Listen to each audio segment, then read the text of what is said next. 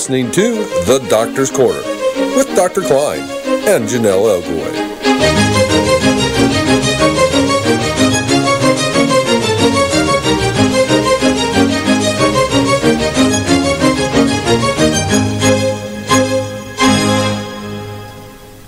Good evening and welcome to the Doctor's Corner on Call 360 Network. I'm your co-host, Jonelle Elgaway, and we are here with Dr. Kline. Welcome, Dr. Kline.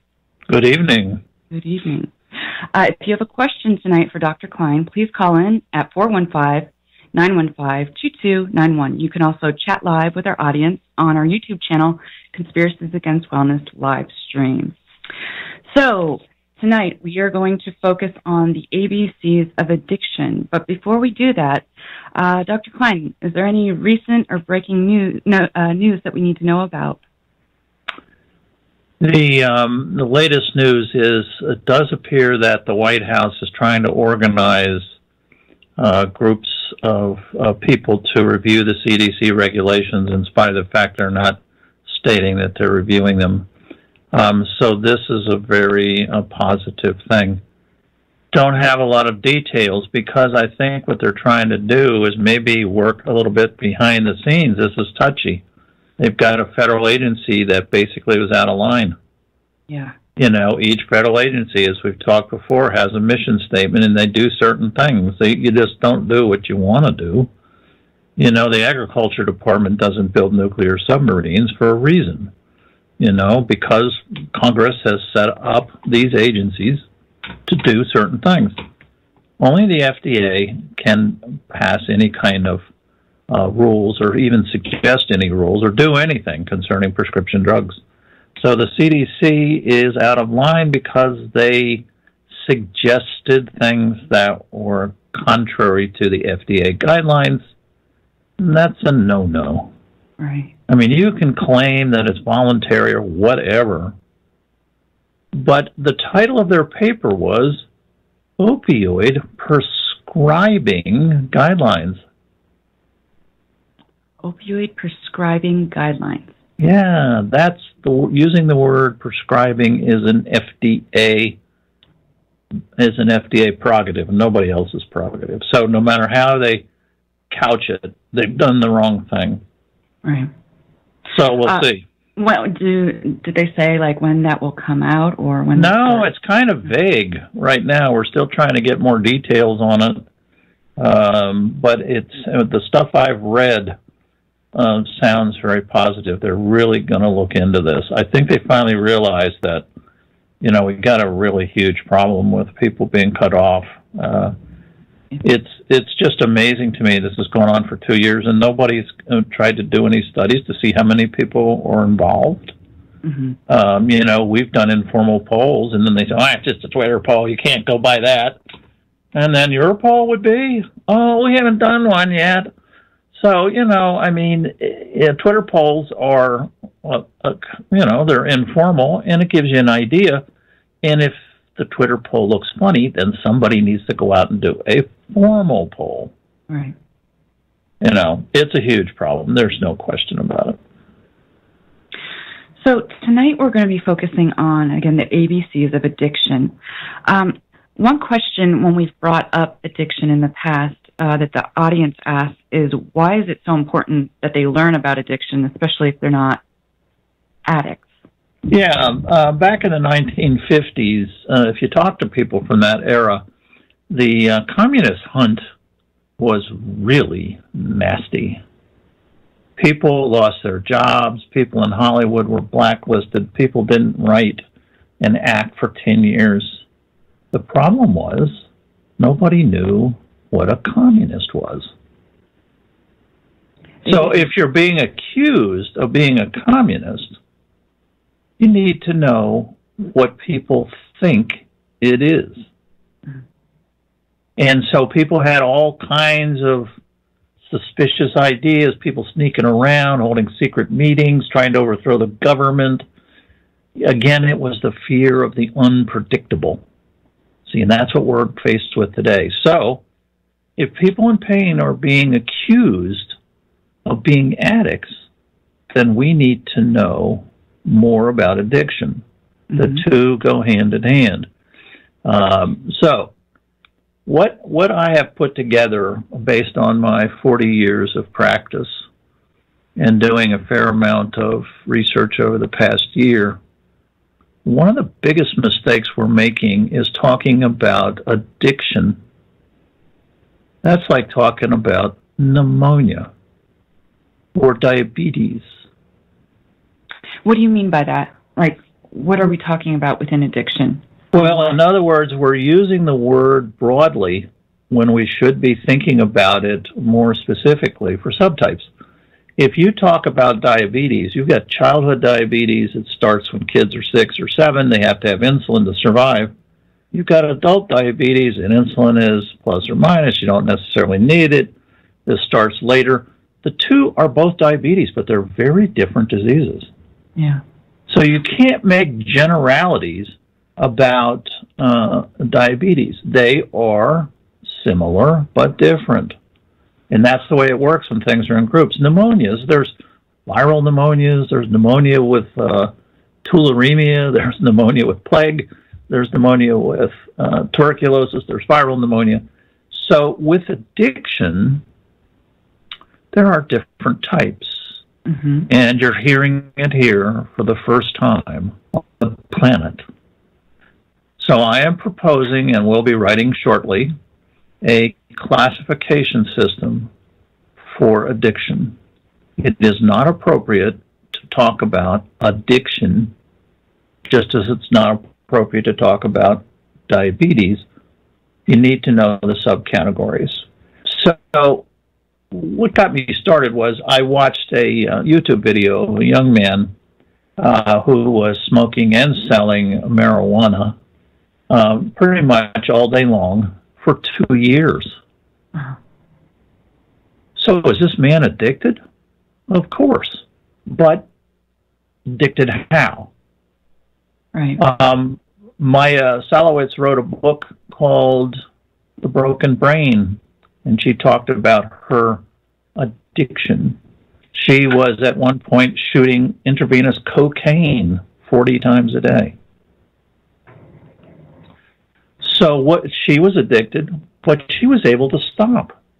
And when she stopped, she got some therapy and she got her life back together.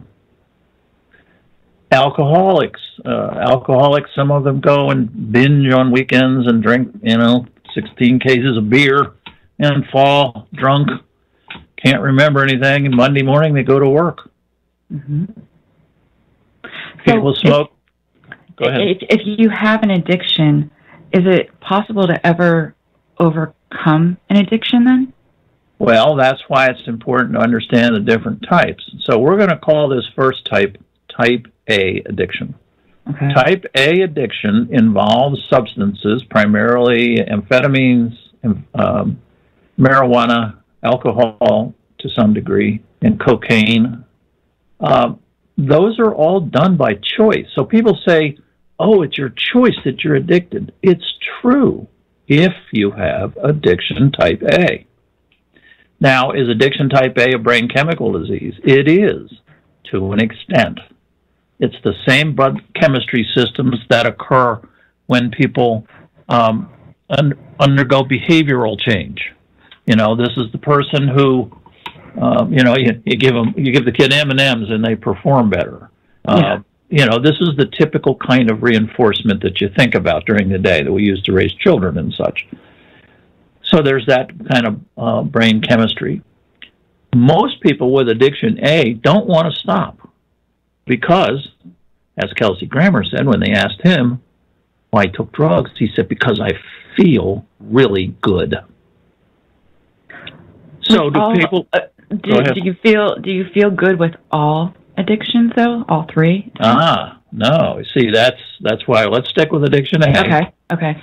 Addiction A, you're going to feel good with all these drugs. Get high is the term.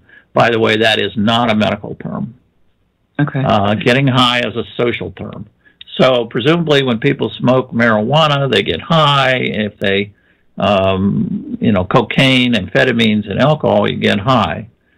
But you can stop. And when you get really bad addiction and it ruins your life in this group A, this is when therapy really works.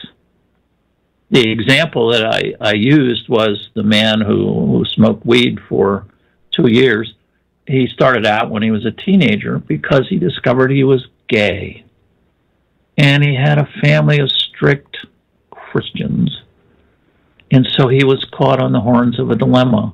So for 2 years, he just kind of went into neutral and felt good because marijuana makes you feel good, or high, if you want to use that word.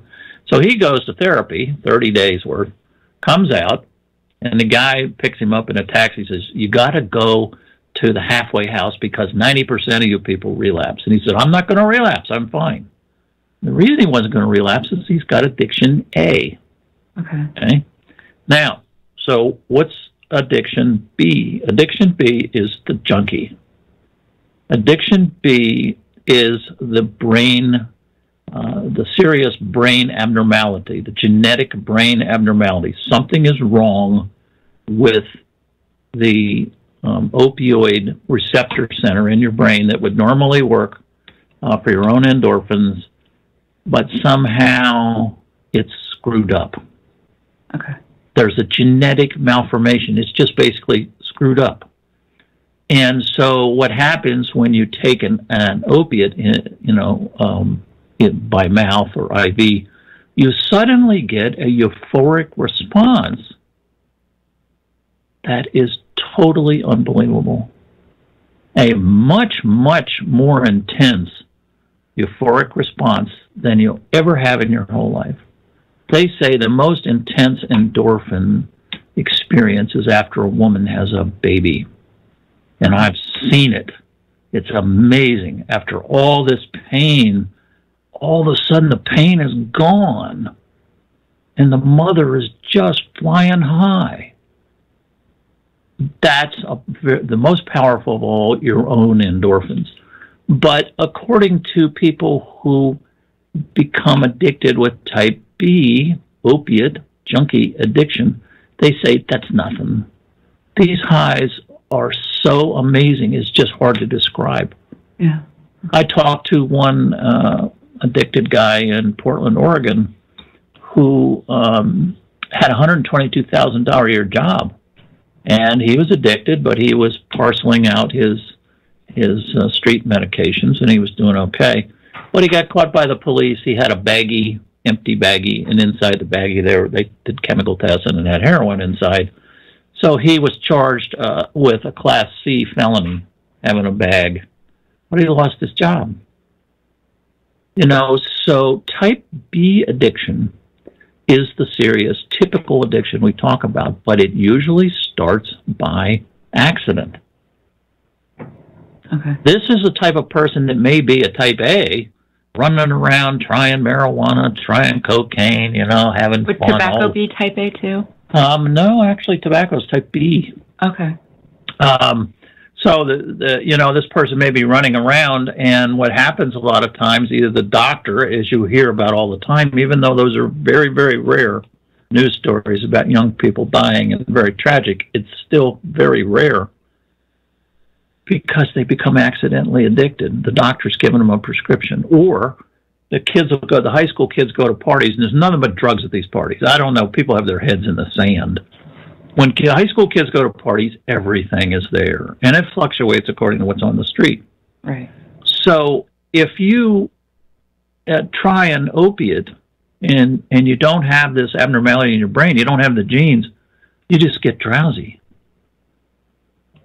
But the kid that's got, and it's about 4 per 1,000 kids in high school, will have this disastrous malformation of a gene, usually runs in families, and they will become accidentally addicted.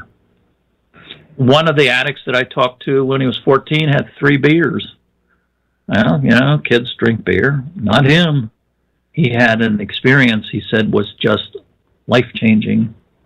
The alcohol was triggering the addiction gene, and within 3 days he was looking for whiskey. He didn't want to tell anybody because he didn't want anybody taking the stuff away from him. Now, he ended up on the street for decades shooting IV heroin and survived, and now he's a counselor and he has a job. But it's important to realize that with addiction B, it's not on purpose. In other words, you read these stories about these athletes and stuff that get prescriptions from doctors triggering a type B opiate addiction. They weren't out looking for it. Nothing wrong with them. So they didn't have a choice. It's just they didn't have a choice. It was in an accident. Yeah. In other words, you can go and this happens with Mormons and Muslims because they don't drink alcohol. A lot of times they don't trigger their addiction until they get their first opiate later on. So they might be 30 years old, and all of a sudden, they go to the emergency room and they've got a bad injury and they get an opiate, and wahoo! This happened to an emergency room doctor who was also Muslim, never drank, so he didn't have that triggering his addiction. Okay. So it's really a very different group of people. And addiction B is very rare. It's only present in 0.5% of the population, or 1 in 250. There's going to be a genetic test soon. We know this is a genetic disease. We had the same number of addicts in 1920 as we have now. That tells you that we have a genetic disease. No matter how hard you try, you cannot create junkie opiate type B addiction. You can't create it. All you can do is trigger it. You can certainly create type A addictions very easily, and there's a lot more of those. A lot more people, have their lives ruined because they are shooting cocaine 40 times a day, or, smoking marijuana for 2 years. I mean, their lives are ruined. Yeah. But they can stop. And a type B addict cannot stop. Go ahead. I've seen Dr. Andrew Kolodny say that somebody that, say, when they were 18, got their wisdom teeth out, and they had to take pain medication for it. Because they took that, then, like, years down the road, if they took it again, automatically they would be addicted. So is that comment incorrect?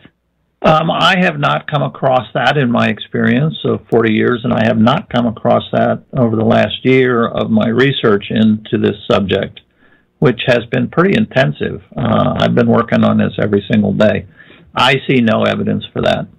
And actually, this explanation makes sense, because why aren't there more addicts? The government says there's about 500,000 heroin addicts. But you divide that by the population, you get the same rate that it was in 1920. Right. About 0.5%.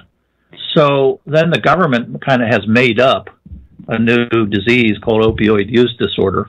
But that doesn't fit into my scheme at all. That's a made-up thing where they go around to people's homes and they say, do you ever take a prescription from your doctor other than what it says on the bottle? Uh-huh. That's what opioid use disorder is. We have a question from YouTube. It says, Dr. Kline, what if a test says, yes, you have this addiction gene, but a person displays no addictive behavior?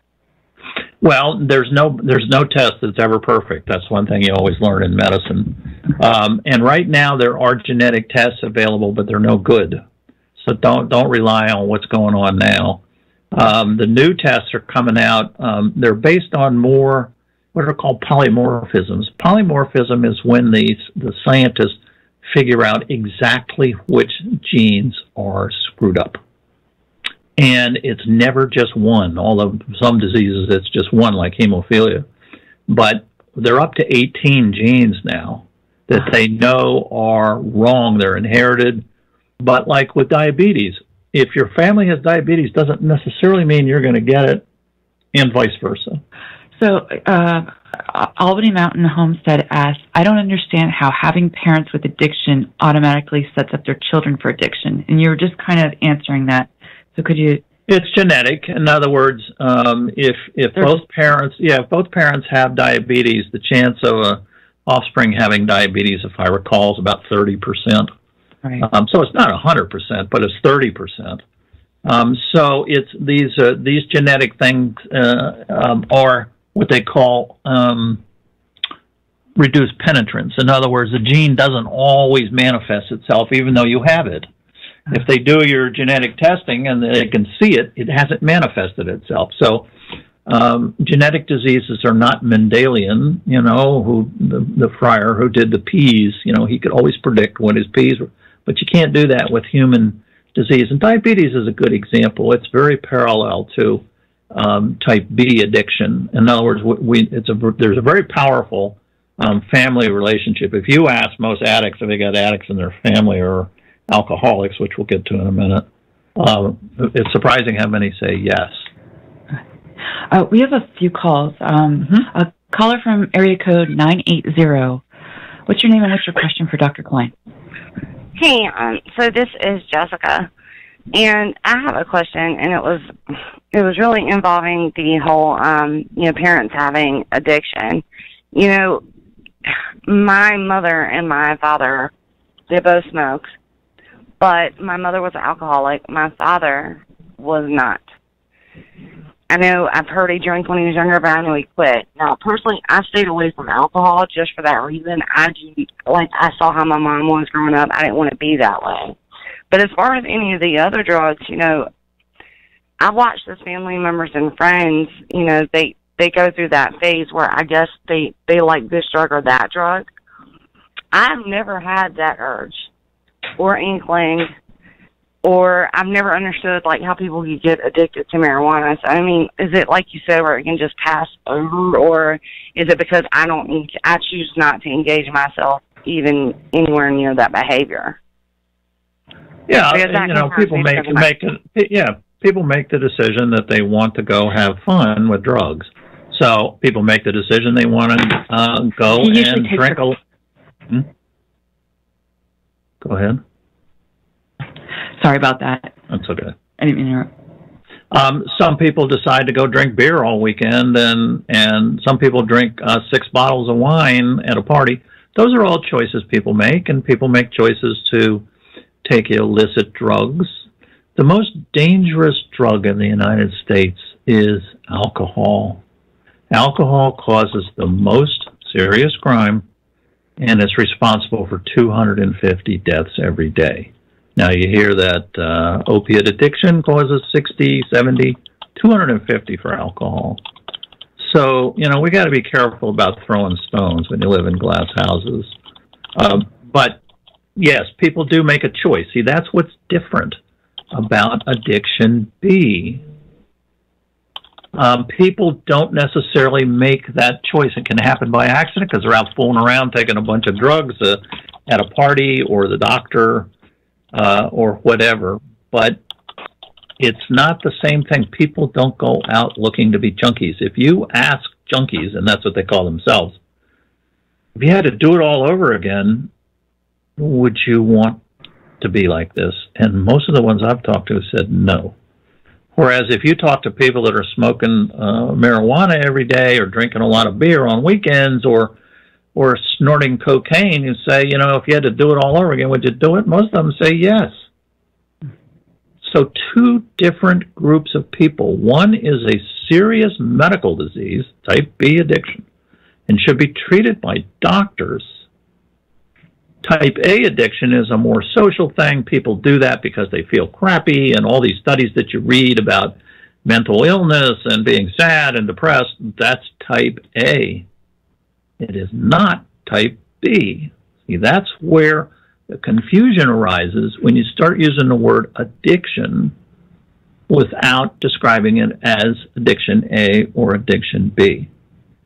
Now, I've always been puzzled about alcohol, and I'm not an expert on alcohol, but my thinking is that alcohol is addiction C.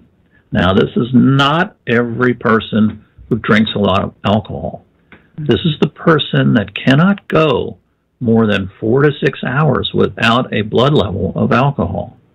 This is the person who doesn't like leaving the house because they're not sure where they're going to be 4 hours from now and if there's going to be an alcohol supply. Type C alcoholics don't necessarily get drunk all the time. That's a myth. They have a receptor. It's not been described, but I think they probably have receptor disease. And it's interesting about the crossover that you can start an opiate addiction with alcohol. I asked an addict once, I said, if you were on a type B addict, I asked him if you were on a desert island, could you hold off your addiction with alcohol? And he said, yes. He said, but I wouldn't want to do it. But yes, that would keep me out of withdrawal. So that's interesting. So the type C alcoholic goes through withdrawal, the DTs. Now it's kind of preliminary on addiction C, but addiction A and B, I'm pretty sure about, 95% probability. So sticking with A and B, because that's our major problem, you start to see now how things get mixed up. They are now doing searches of people's medical records for past history of sexual abuse, mental illness, blah, blah, blah. That's type A addiction, not type B addiction. See, they're getting them mixed up. Does the medical community understand this? No, I'm creating this. Okay, and because a lot of the times, right now they're focusing on patients that have, intractable pain or, all these issues. But does the majority of people with addiction, do they go to doctors? Do they go to fill prescriptions on pharmacies? Because I'm trying to understand why they are focusing on this group. Well, because of the confusion. Okay. You see, in other words, if you give people a lot of opiates, they're going to become type B dope fiends. And they're wrong. If you give a lot of marijuana and cocaine to a type A addict, yeah, they love it, So you see the confusion is by using the single-termed addict, it would be like trying to treat diabetes without specifying that there's two types. There's a childhood type and an adult type. If you didn't specify those two and you just ran around talking about diabetes, you can see where you would end up, with a lot of confusion. And unfortunately, in our culture, by not understanding that there's different types of addiction, this is what's created the problem for people with painful disease. Mm-hmm. Because they're afraid they're feeding an addiction. It kind of would be the same as if cocaine, you could get a prescription for cocaine, and then, if you want to control the cocaine addiction, you cut back on the supply. And that's true. I've noticed, too, a lot of people have, they confuse dependency and addiction. So what is the difference with dependency and addiction? Yeah, dependency is a word we need to stop using because it's too confusing. People are you dependent on your vitamins that you take every day? That's how it gets lost. The best way to put it is the biochemistry, the medicine, the medical aspects. Type B addiction, people are addicted to the medicine. Mm-hmm. Type A addiction, they are addicted to the effects of the medication. So both are kind of dependent in a way, but type B people are more than dependent. It's like an insulin-dependent diabetic. Are they dependent on their insulin? You could say that, but you see, it's too confusing. It's better to say the type the type 1 diabetic requires insulin. That's it. The type B addicted person requires some level of opiates. Now, nobody's going to like that, but there's nothing in it for me to say it. Nobody's paying me. I'm just a physician. I don't belong to any groups. I'm not beating the drum. People with addiction B require external opiates unless they have gone through life without being triggered. That means no alcohol and no opiates. And that's a pretty rare person. So it's a chronic disease. It's a relapsing disease. It's like diabetes. It's genetic. You're going to have it all your life. I was talking on a show the other day that was hosted by a type B addict who's now, doing, crusades and things and helping people out. And we talked about feeling empty. That's a peculiar thing that happens to people with type B addiction. They feel empty. And this is why, just a case the other day, I was talking to a relative of this person. He is now, quote, clean. Of course, that's next to godliness, right? Clean. He's running around reading in magazines about all these weird chemicals he can get his hands on because he feels empty, and he's trying to fill it up with something. Type B addiction is clearly a disease, a chronic long-term disease. And if people don't want to believe it, that's up to them, you know? Yeah, I've heard that too. Some friends that, have addiction, they say that life isn't even worth doing. Nothing can ever be fun again. They don't know what to do to get through that. Or what do you think about that? 'Cause are they speaking from the standpoint that they're now clean and not getting any substance? Yes, okay. That's a very important difference. So, in other words, when people go and they're real brave and everybody claps and, oh, you're abstinent, they're suffering. It would be like a diabetic, an adult diabetic, because a child diabetic would die without insulin, but an adult diabetic, if they didn't take their insulin if they needed it, they would feel crappy all the time. They wouldn't feel empty. I mean, that's a terrible thing, empty. Mm-hmm. Come on, we doctors need to take care of people who feel empty, because when you feel empty, that's a very dangerous symptom of potential suicide.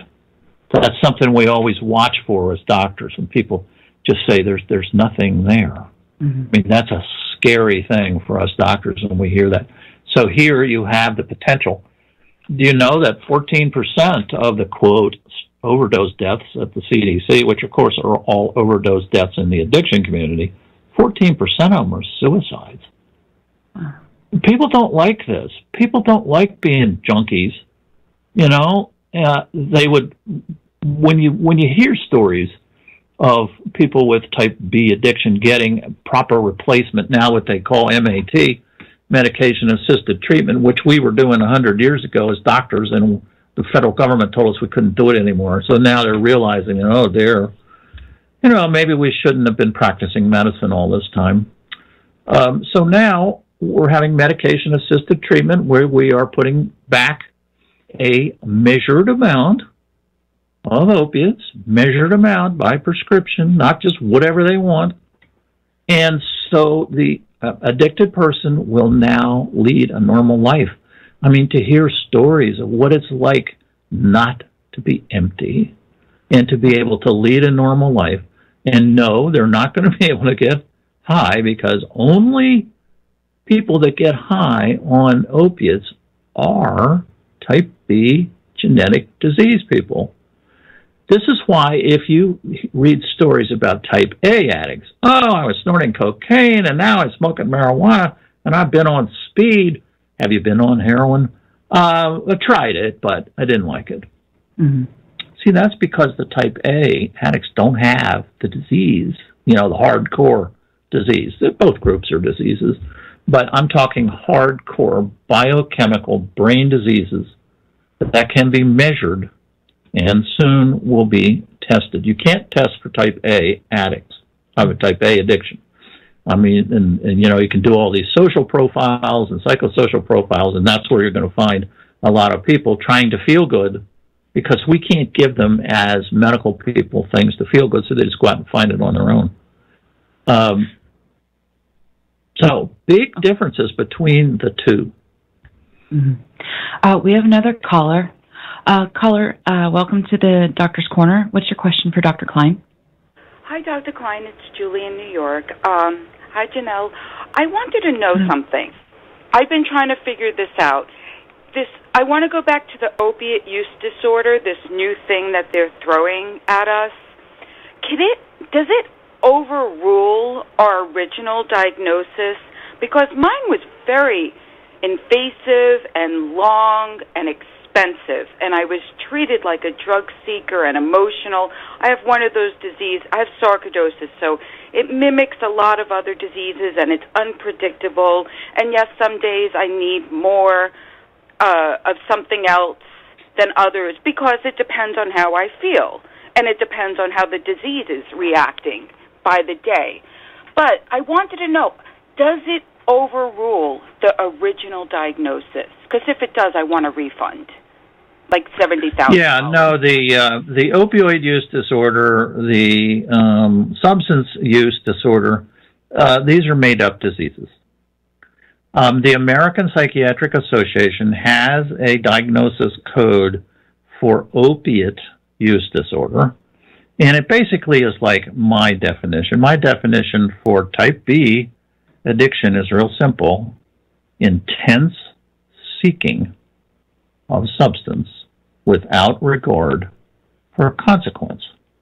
And that last part was added by a person who has addiction disease.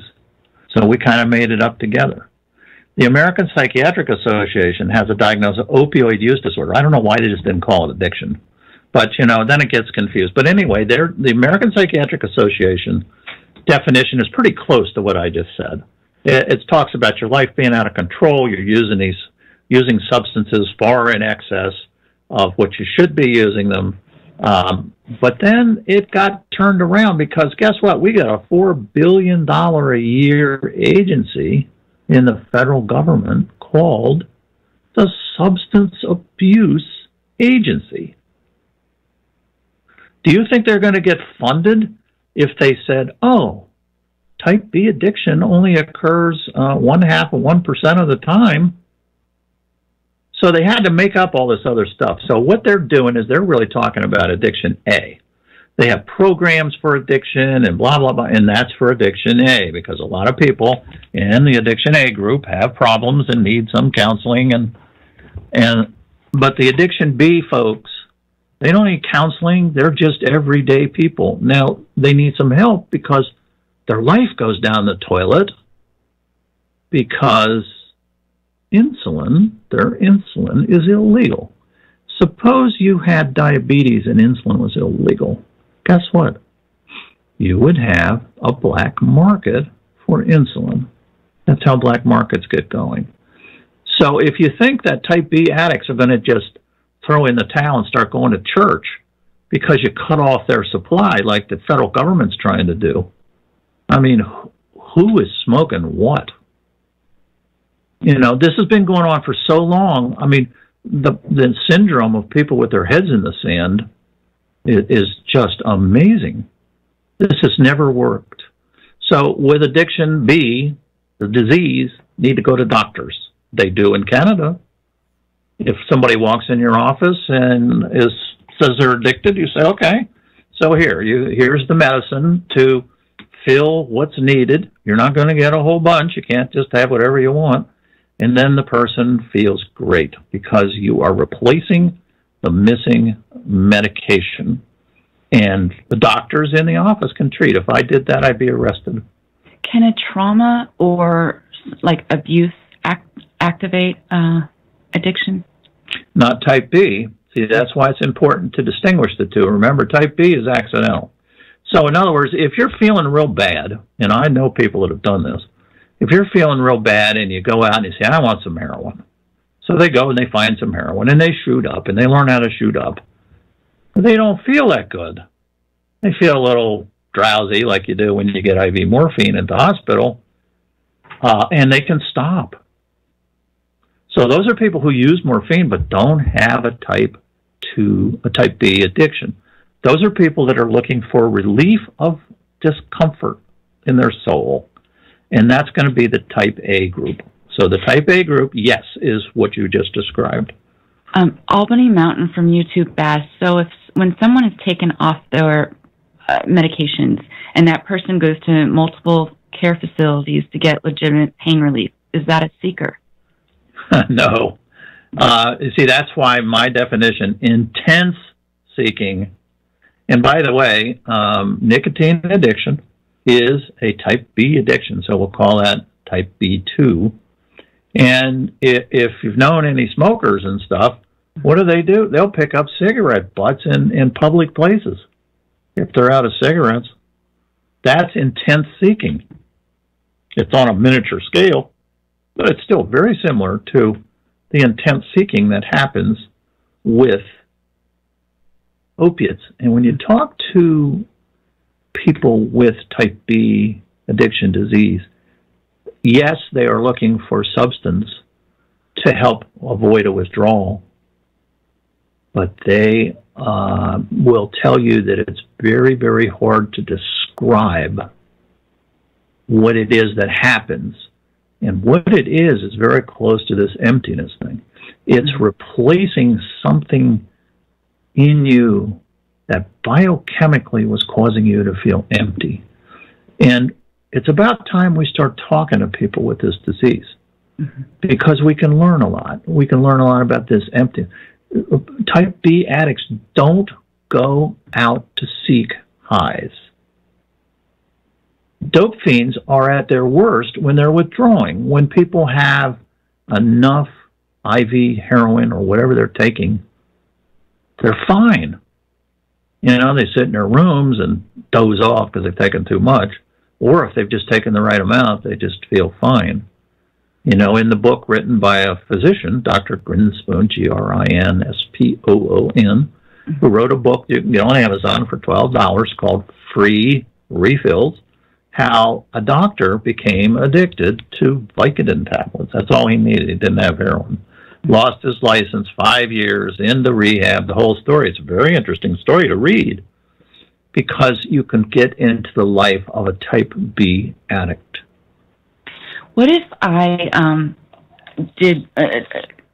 started taking pain pills, socially, and then I stop, and I go through withdrawal, and I want to take it just so I don't have withdrawal symptoms? Am I an addict then? That's a very good question. No, you're not a true type B addict. You are a medical problem. Okay. In other words, the same thing happens when people take some of these antidepressants, like Effexor, and they try to stop and they go nuts. So they quickly go back on. And then they try weaning and they have a hard time. And just between you, me, and the fence post, I don't prescribe Effexor to anybody. There's plenty of other antidepressants. It's a terrible antidepressant because you can't get off of it. Great for the drug company. I've been on it before, and they switched me to Cymbalta. It was the worst withdrawal I've ever had. It felt like brain zaps, and I felt like I was moving when I wasn't. It took 3 months. So withdrawals are medical issues, whether you're a type B addict or you're on Effexor or you're on Valium. There's lots of drugs, even antipsychotic drugs. I discovered many years ago in treating people that when you tried to stop, about a third went through a withdrawal. Got worse, got anxious, couldn't sleep, withdrawal symptoms. So withdrawal symptoms really need to be categorized as medical issues.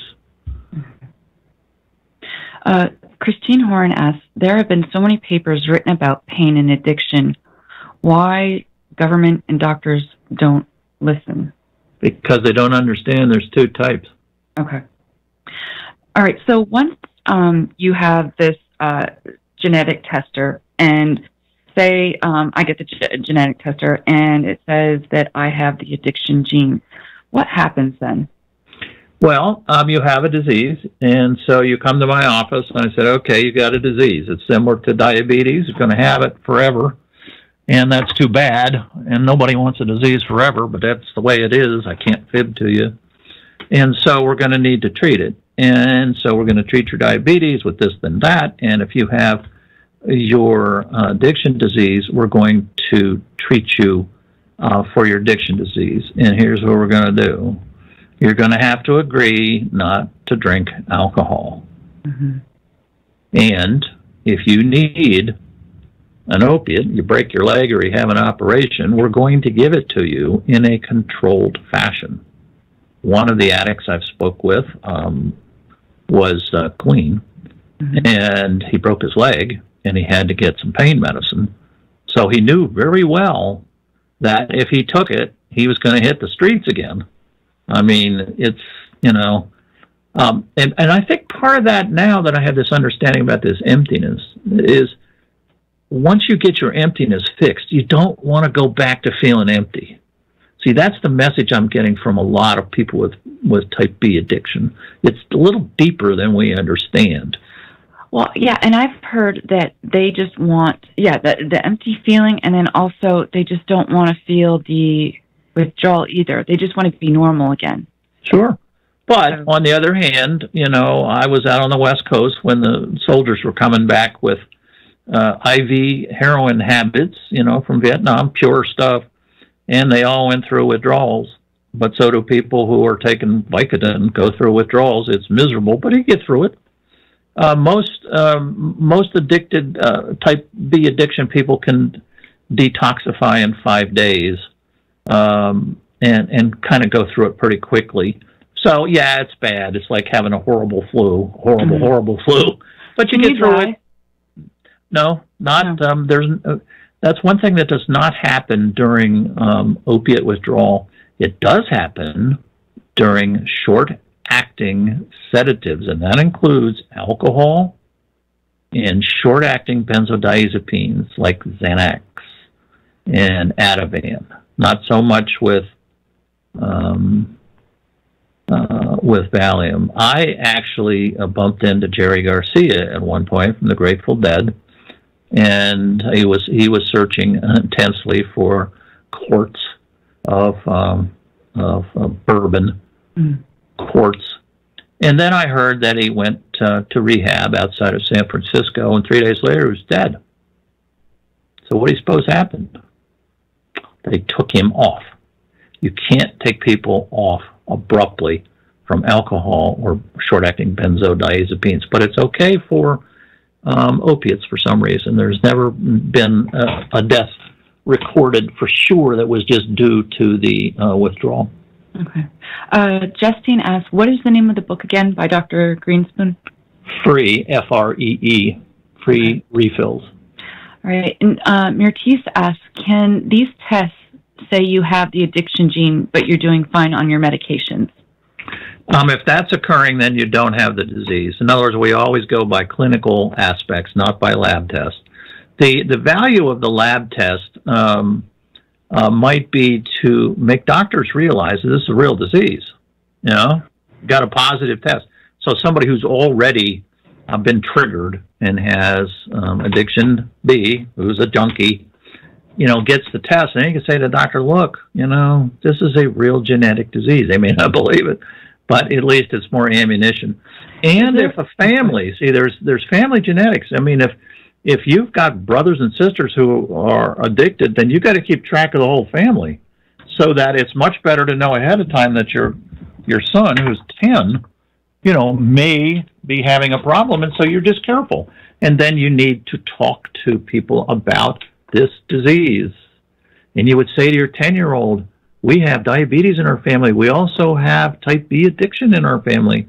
So I don't want you to go off by yourself and have something happen and don't tell us. You don't tell them not to take drugs, because that just zooms them over to the nearest party.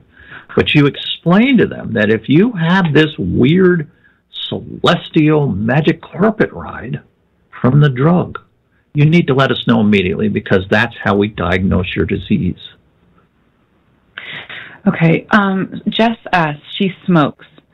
So does she have type B according to the symptom? Like, because she's... Yes, type B1 or type B2. The withdrawal is very similar to the withdrawal of type B opiate addicts. Like, you don't want to do it. And when you're doing it, you feel like the whole world's going to collapse. And generally with tobacco, you can get over it in 3 days or so. Opiates, it takes about a week. But they're very similar. Opiate withdrawal has more symptoms. There's a lot of diarrhea and a lot of sweating and stuff. But, you know, trying to quit smoking, people that have been through it, they don't want to go through it again, you know. So this kind of keeps people smoking. And like opiate addiction, there's different levels of the addiction. Some people have very light addiction. They can just quit. Either one, or they've got a really nasty case. You know, I'm trying to work with a family, a nice son, 40 years old. He's been in federal prison for like half his life because every time he relapses, they lock him up. You know, they're locking up people with disease. And then he finds treatment in the prison. He gets hold of some Suboxone, which is the treatment for type B addiction, and they put him in solitary. You know, so this is how we handle dope fiends and addicts, and because we think they're all dangerous criminals and we're afraid of it because we don't understand. Well, it's time we do understand that these are two different types of addiction, and type B is a disease. Would you be concerned once these genetic tests are out that this would be used in a negative fashion? It would be used more to stereotype and put people in a box, or you know, not give them access to certain... Well, you could. That might happen. But on the other hand, there's an answer to a simple question that doctors need to ask all teenagers when they come in with their sports injuries. Have you ever had an opiate? Because type B addiction is a triggered disease. Okay. I suppose you could say if you have real diabetes, you can trigger it by eating too much cake. So you trigger the disease. You don't cause it, you trigger the disease. And people who haven't had any are at risk. Why do you suppose that 90% of type B opiate addiction occurs in teenagers? Why? It's because it's the first exposure. Okay. So they're at a party and they're smoking marijuana and everybody's woo, you know, and a couple kids take some Percocets that are there and, oh, I feel drowsy.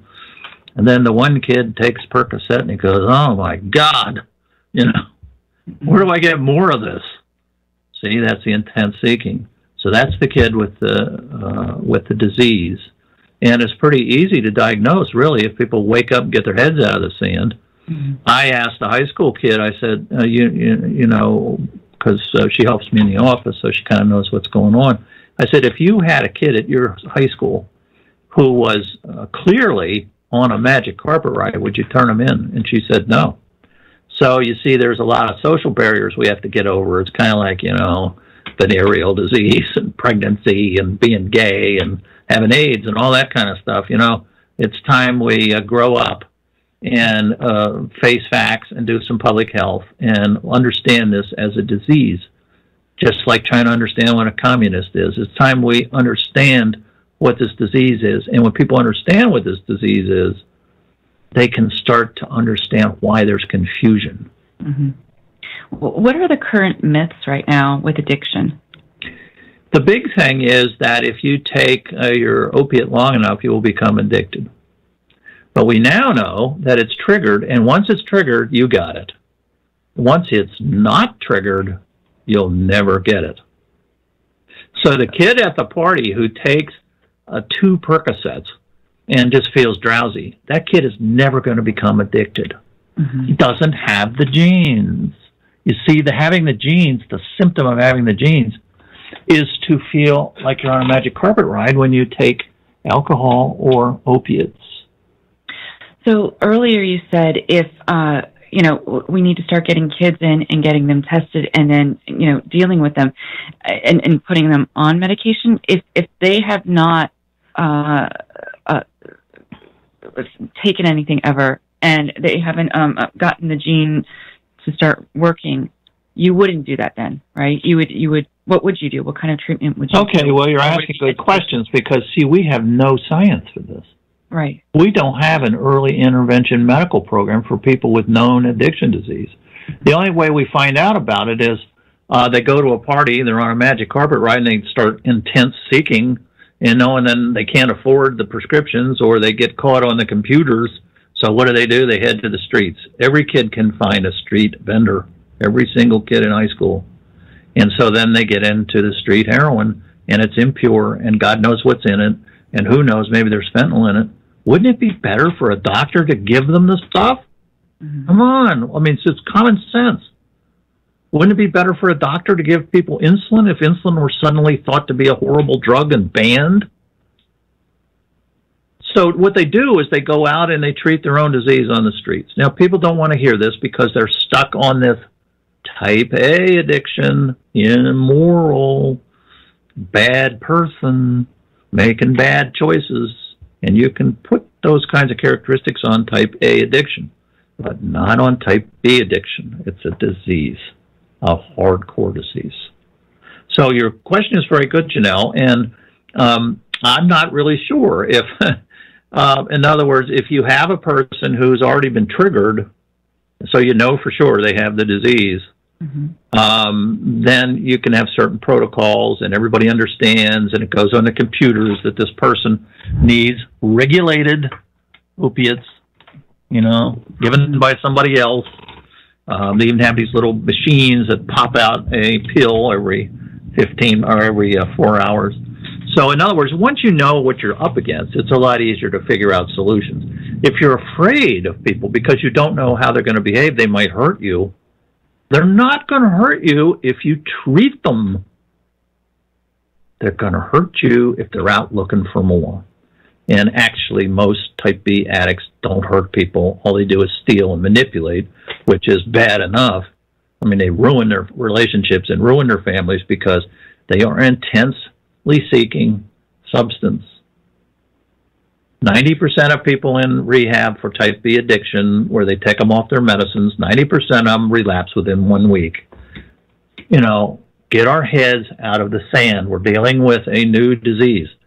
New diseases come along all the time. When I was in practice, there was no such thing as AIDS.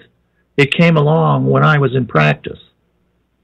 And we're discovering new diseases all the time. And everybody says, oh, addiction is definitely a disease. But nobody really knows how to describe it because they're using one word for both types. Okay. We're going to wrap up here.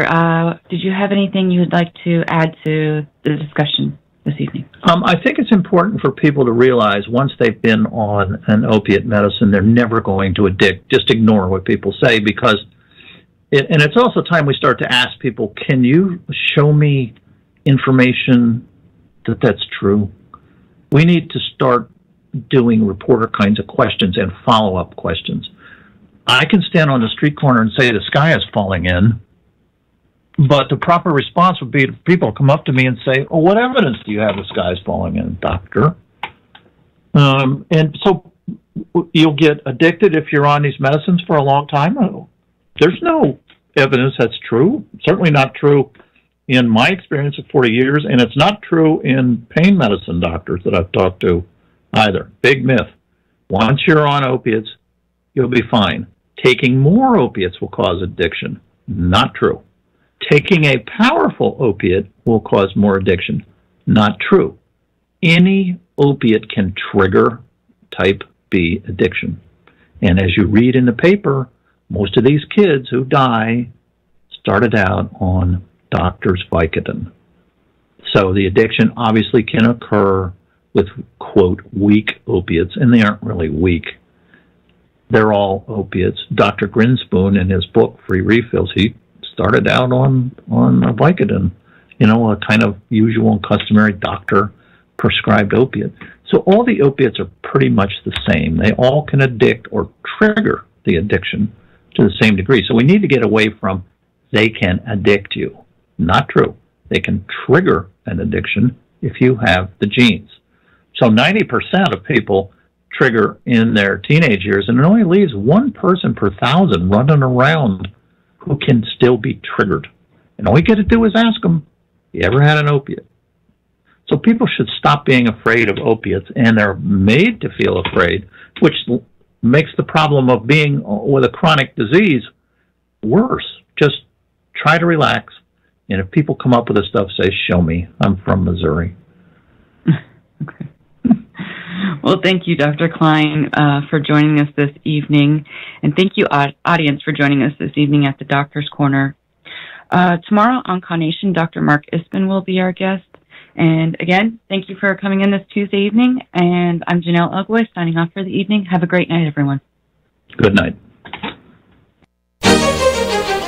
You've been listening to The Doctor's Corner with Dr. Kline and Jonelle Elgoy. Copyright 2018 by EXG LLC.